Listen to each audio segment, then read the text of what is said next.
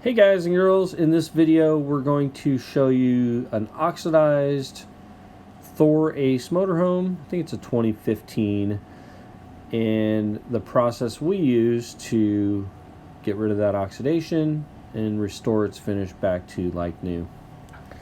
Here's some of the buffing processes we're using. On this one we fully buffed using a rotary polisher, which is me up there on the left side doing that. And then we also came back and buffed it again with an orbital polisher, and that's Teese doing that on the bottom right there below me. So basically we see a lot of these RVs that are 3 or 4 or 5 years old that nothing's been done. The dealership told them they put a sealant on it and nothing has to be done, or for one reason or another, the owner just didn't get around to having it waxed.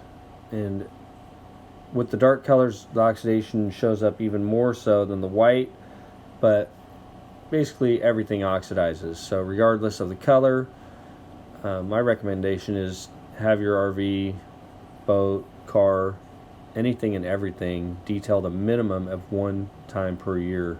And that'll help ensure that it doesn't get oxidized like this, and we don't have to come in and hit it real hard like we're having to do on this one to restore it, and your stuff will just look a lot nicer for its entire lifetime if you keep that maintenance wax going. Had that been done, we would have been able to just use the orbital polisher, which Teese is using, which provides a really good finish, really good shine. There he is doing the windows too. We like to do that as well. But anyway, so this video is just going to show kind of the process in a speeded up form of what it takes to restore your RV. I'm using a rotary polisher. I think that is my DeWalt, and I'm using a Velcro backed wool pad. It's probably a Harbor Freight pad. It's like $10 at Harbor Freight.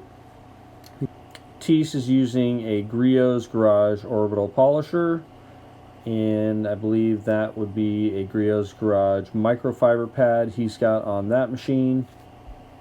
The products being used, I'm using Meguiar's heavy oxidation remover up top there to just cut and remove as much of the oxidation as I can. And then Teese is going back over with the orbital and the microfiber using our normal mix of Meguiar's Flagship Premium with a little bit of Meguiar's Diamond Cut mixed into it. And that's just to help finish off and remove any swirling that I may have created using that heavy cut, and then also leaving a protected polymer coating finish for the RV so that they'll get about a year out of this detail, and then hopefully next year we'll come back and just use the orbital and keep it maintained. So hope you enjoyed the video. If you have any questions or comments, feel free to leave them and I'll be sure to answer them. As always, thanks for joining us and have a great day.